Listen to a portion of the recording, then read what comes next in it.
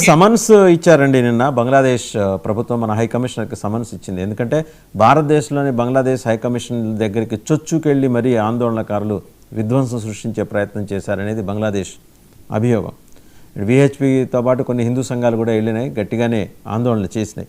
అంటే international అటెన్షన్ని draw చేసే క్రమంలో జరిగిన ఈ ఆందోళనని అంతర్జాతీయ సమాజం పెద్దగా పట్టించుకున్నట్టయితే కనిపించట్లేదు. ఎందుకంటే అంతర్జాతీయ సమాజం కంట్రోల్ చేస్తున్న మీడియా దీని మీద పెద్ద ఫోకస్ పెట్టలేదు. ఇదే ఒక గొడవ కాశ్మీర్లో జరిగితే మానవ హక్కుల హననం, మరే ఇస్లామిక్ నేషన్లో జరిగిన మానవ హక్కుల హననం, లేదా వాళ్ళ క్రిస్టియన్ కంట్రీస్లో జరిగిన మానవ హక్కుల హననం, ఇంతవరకు యునైటెడ్ నేషన్స్ కానీ యునైటెడ్ నేషన్స్ సెక్యూరిటీ కౌన్సిల్ కానీ మాట్లాడాల, అండ్ నాటో దేశాలు మాట్లాడాల. పైపెచ్చు వాడెవడో ఉద్యమకారుడు చచ్చిపోతే వీళ్ళు సంతాపం ప్రకటించి ఆఫీసులు మూసేసుకున్నారు బంగ్లాదేశ్లో, అమెరికా అండ్ యూకే. ఈ క్రమంలో హిందూ మైనారిటీస్ మీద ప్రపంచవ్యాప్తంగా జరుగుతున్న దాడులు, ఇక్కడే కాదు కెనడాలో కూడా జరుగుతున్నాయి, మన మీద జరుగుతున్న దాడులు మీద ఎందుకని ఇంతవరకు ప్రపంచ పోలీస్ మాట్లాడలేదు? దీంట్లో రెండు విషయాలు మీరు అడిగారు. ఒకటి, బంగ్లాదేశ్ లో వాళ్ళు మన రాయవారిని పిలిచి వాళ్ళు ఇచ్చిన నోటీసు అదొక ఎత్తైతే, రెండు హిందువుల గురించి మీరు అడిగారు. మొదటి అంశంలో మనం చూస్తే కనుక ఈక్వేట్ చేసేస్తాం. అక్కడ బంగ్లాదేశ్ లో మన ఎంబసీస్ మీద వాళ్ళు రాళ్ళు రువ్వి అక్కడ వచ్చి గొడవ చేసిన దానికి ఇక్కడ విహెచ్పిను లేదా ఇతరత్ర హిందూ సంఘాలు ఢిల్లీలో చేసిన ధర్నాకి రెండింటి ఈక్వేట్ చేసేస్తున్నారు. అందుకనే వాళ్ళు మనకు నోటీస్ ఇవ్వడం అన్నది. దీనివల్ల ఏమవుతుందంటే ప్రపంచంలో ఎక్కడైనా పెట్టి చూడు మా దౌత్యపరమైనటువంటి ఆఫీసులకు రక్షణ లేదు, ఇక్కడ యూనిస్ ప్రభుత్వం ఒక జిహాదీ ప్రభుత్వంలా ప్రవర్తిస్తోంది అని భారతదేశం నేరేటివ్ బిల్డ్ చేసే ప్రయత్నం చేస్తే వీళ్ళు కూడా అటువంటి వాళ్ళే, హిందూ కట్టర్పంథీలు, ఆర్ఎస్ఎస్ ఫ్యాసిస్టులు, వీళ్ళు మా ఎంబసీ కూడా దాడి చేశారని చెప్పి వాళ్ళు ఈక్వేట్ చేసేస్తారు. ఇంటర్నేషనల్ మన నేరేటివ్ అంతా కూడా ఏముంటుందంటే ఇద్దరు దేశాలు వాళ్ళు కొట్టుకుంటారు, మనకి ఎందుకు అని చెప్పి దాన్ని పట్టించుకోరు. సో అది ఆ ఈక్వేషన్ కోసం ప్రయత్నం చేస్తున్నారు. అందుకనే పాకిస్తాన్ కూడా అదే చేస్తుంది. వాళ్ళు మన దేశంలో ఎన్ని విధ్వంసాలు చేసినా, ఎన్ని టెర్రరిస్ట్ అటాక్లు చేసినా, మనం పాకిస్తాన్ టెర్రరిస్ట్ దేశం, వీళ్ళు అక్కడి నుంచి పంపిస్తున్నారు మనం ఎంత చెప్పే ప్రయత్నం చేసినా, వాళ్ళ దేశంలో జరుగుతున్న ప్రతి టెర్రరిస్ట్ అటాక్ ని భారతదేశం రానే చేయించింది వాళ్ళు చెప్తారు.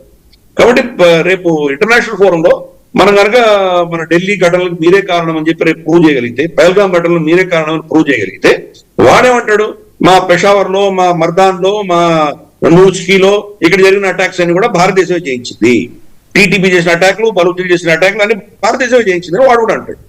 సో ఇంటర్నేషనల్ ఈక్వేషన్ చేసేటువంటి ప్రయత్నం జరుగుతుంది. సో అందుకని మన ఎంబసీ, మన అంబాసిడర్ పిలిచి వాళ్ళు ఇచ్చిన వార్నింగ్ అది. సో ఆ దృష్టిలో చూడాలి. రెండవది హిందువుల పరిస్థితి. నేను గతంలో కూడా చెప్పాను, అది మీ షోలో కూడా చెప్పాను, నేను ప్రపంచవ్యాప్తంగా ఈ రెండు అబ్రహామిక్ మతాలు, ఇస్లాం కావచ్చు క్రిస్టియానిటీ కావచ్చు, వాళ్ళిద్దరి మధ్యలో ఏంటంటే కనుక వాళ్ళిద్దరి మధ్యలో పచ్చిగడ్డేస్తే బగ్గుమనేటువంటి పరిస్థితులు ఉన్నా కానీ కూడా ఈ రెండు మతాలు కాని మతాల మీద వీళ్ళిద్దరు కలిసిపోతారు. అలాగే దీంతో పాటు మూడో అబ్రహామిక్ మతం కూడా కమ్యూనిస్టులు కూడా. ఈ మూడు కమ్యూనిజం కూడా ఒక అబ్రహామిక్ మతమే. ఈ మూడు మతాలు కూడా టార్గెట్ అనేవి రెండే మతాలు, ఒకటి జూడాయిజం, జూస్, రెండు హిందువులు. ఈ ఇద్దరు 2000 సంవత్సరాలు అయినా వీళ్ళు ఎందుకు మారలేదు, వీళ్ళెందుకు ఇస్లాంలోనో క్రిస్టియానిటీలోకి ఎందుకు మారలేదు, అది వాళ్ళకు తట్టుకోలేకుండా 2000 సంవత్సరాల్లో కాంటినెంట్ వాళ్ళు మొత్తం కన్వర్ట్ చేసేసారు. ఆఫ్రికా కన్వర్ట్ అయిపోయింది, యూరోప్ కన్వర్ట్ అయిపోయింది, north America, south America, Australia ఇవన్నీ కన్వర్ట్ అయిపోయినాయి. మిగిలింది ఇది ఒకటే. మా ఆసియా ఖండంలో చైనాను ఈ మూడవ అబ్రహామిక్ మతం కన్వర్ట్ చేసేసారు, కమ్యూనిజం వాళ్ళని కన్వర్ట్ చేసేసారు. ఈ మూడు మతాలు కలిసి భారతదేశాన్ని ఏం చేయలేకపోయింది. ఇప్పటికి కూడా 80% ఈరోజు హిందువులే ఉంది, అది వాళ్ళు తట్టుకోలేకుండా. అందుకని ఎక్కడ పోయినా హిందూ పర్సిక్యూషన్ లో వీడు కామ్గా ఉంటారు, ఇన్ఫాక్ట్ వీడు ప్రోత్సహిస్తారు. ఈరోజు ఖలిస్తానీ ప్రాబ్లం అన్నది మనకు ఓన్లీ 5 దేశాల్లో ఉంటుంది.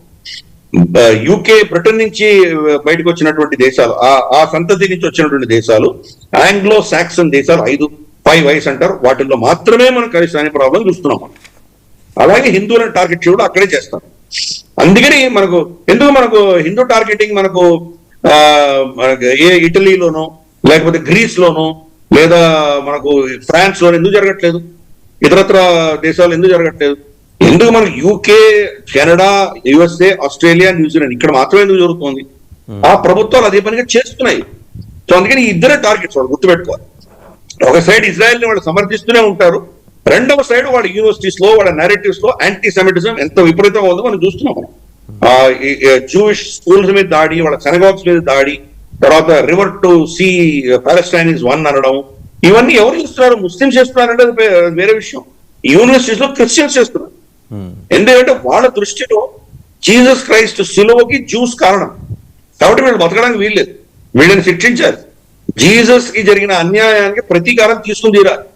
ఏదో హిట్లర్ గురించి మనకు తెలుసు కానీ, హిట్లర్ వాళ్ళని చంపాడు, గ్యాస్ ఛాంబర్ లో పెట్టాడని తెలుసు కానీ, హిట్లర్ కంటే ముందర కనీసం అంటే ఒక 300-400 సంవత్సరాలుగా యూరోప్ లో అంతా కూడా జ్యూస్ కి విపరీతంగా వాళ్ళు టార్చర్ చేశారు.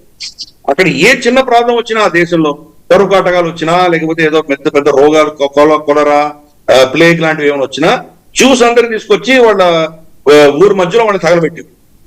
సో ఇది వాళ్ళ క్రిస్టియానిటీలో నర జీర్ణించుకో. సేమ్ విత్ ఇస్లాం కూడా. ఇస్లాం ఖురాన్ లో రాస్తుంది, రాయి చెట్టు వెనకాల ఈ జ్యూస్ కన్నా దాచిపెట్టుకుంటే ఆ రాయి చెట్టు నోరు తెరిచి ముస్లిం చెప్తాయట, నా వెనకాల జూ దాచుకున్నాడు, వచ్చి చంపు అని చెప్పి పిలుస్తాయట. ఇది వాళ్ళ గ్రంథంలో రాస్తుంది. అది అంటే ఒక ఈ యాంటీ సెమిటిజం, జూ హేట్రెడ్, వీళ్ళని సర్వనాశనం చేయాలనేది ఈ రెండు మతాల్లో ఉంది. అందుకని వాళ్ళు టార్గెట్ చేస్తారు. అలాగే అబ్రహాం మతం కానిటువంటి పెద్ద మతం ఏదంటే మనదే. అందుకని మనం ఈ రెండు మతాల మీదే ఈ టార్గెట్స్ అన్ని ఉంటాయి. కాబట్టి హిందూ పర్సిక్యూషన్ జరుగుతుంటే వాళ్ళు ఏం నోరు మెదలుకోరు, దాని గురించి ఏం స్పందించరు. ఇన్ఫాక్ట్ మనకు అమ్నెస్టీ ఇంటర్నేషనల్ ఇచ్చిన స్టేట్మెంట్ చూస్తే కదా చాలా విడ్డూరంగా ఉంది.